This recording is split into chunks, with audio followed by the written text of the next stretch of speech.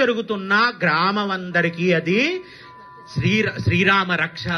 మీకు అర్థమవుతుందా? అందుకే ఇక్కడికి వచ్చి కూర్చున్న సన్నిధానంలో మనం కూర్చుని సత్సంగం చేస్తే నన్ను చాలా మంది వచ్చి ఒక ఈ 6-8 ఏళ్లలో ఎన్ని దేవాలయాల మంది నా దగ్గరికి వచ్చి మా దేవాలయంలో మీరు సత్సంగం చేస్తారా, సత్సంగం పెడతారని అడిగితే నేనేం చెప్పేవాడినో తెలుసా అండి?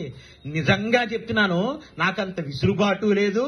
కానీ ఒకవేళ నేను అంత పట్టుపట్టి పెడితే ఒక 100 మందినో 200 మందినో పోగు తెలియగలిగిన వాక్శక్తి ఆ తల్లి ఇచ్చింది. నేను ఎందుకు అలాంటి నిర్ణయం తీసుకున్నా తెలుసా అండి?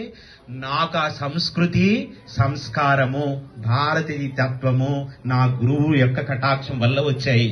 అందుకని నేను ఎవ్వరికి ఎప్పుడు పోటీగా గాని లేకపోతే ఇంకో రకంగా గాని ఇంకో ఆలోచన గాని నేను ఎవ్వరికి చేయనండి. అసలు ఎందుకో తెలుసా?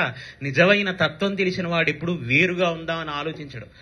నిజమైన జ్ఞాని ఎప్పుడు సమాజాన్ని విడిచిపెట్టి నేను ఒక్కడనే ఉండాలని ఆలోచించడు. అందరిలోని ఎవరిని చూస్తాడు?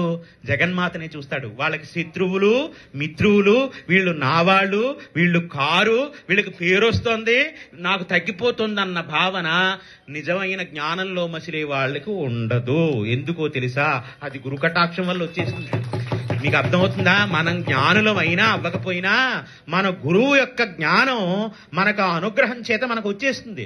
ఆ వచ్చినప్పుడు వేరు భావన ఉండదు. ఏమనిపిస్తుంది తెలుసా? నాకు 4 ఏళ్ల క్రితం ఒకసారి రామారెడ్డి గారు మళ్ళీ అడిగినా నేను రామారెడ్డి గారితో ఏం చెప్పాను తెలుసా?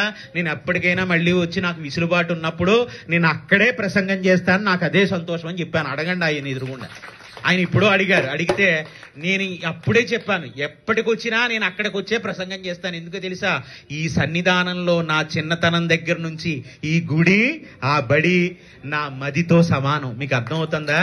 ఈ గుడి, ఆ బడి నాకు ఎక్కడికి వెళ్ళనివ్వండి, నేను ఎంత కీర్తి సంపాదించనివ్వండి, అనపర్తి గురువు గారు పుట్టిన ఊరు, పుట్టిన చోటు, జన్మస్థలము. ఆ జన్మస్థలంలో ఎక్కడ ఆడుకున్నాడైనా అంటే ఈ తల్లి సన్నిధానంలోనే, ఈ తల్లి యొక్క నామంతోటే, ఈ తల్లి ప్రసాదం తినే, ఈ తల్లి అనుగ్రహంతోనే, ఈ సత్సంగంలోకి రావడం వల్లనే, నేను మళ్ళీ చెప్తున్నాను, ఈ సత్సంగంలోకి రావడం వల్లనే నేను ఇంత కీర్తి పొందాను. ఇదంతా ఎక్కడిదో తెలుసా? ఆ విజయ తల్లి, ఆ వీరుళ్ళమ్మ తల్లి, ఆ వీరులను కన్న తల్లి ఇచ్చినటువంటి కటాక్షం తప్ప నాదేమీ లేదని వినయపూర్వకంగా ఆ తల్లి పాదాలకి సాష్టాంగ నమస్కారం చేస్తూ నేను ఎందుకు ఈ విషయాల్ని ప్రస్తావన చేస్తున్నానంటే, ఇది కాదని మాత్రం ఎవ్వరూ అనుకోవద్దు. ఇక్కడికి నేను రానన్న మాట కూడా ఎవరు అనకూడదండి. ఎందుకో తెలుసా?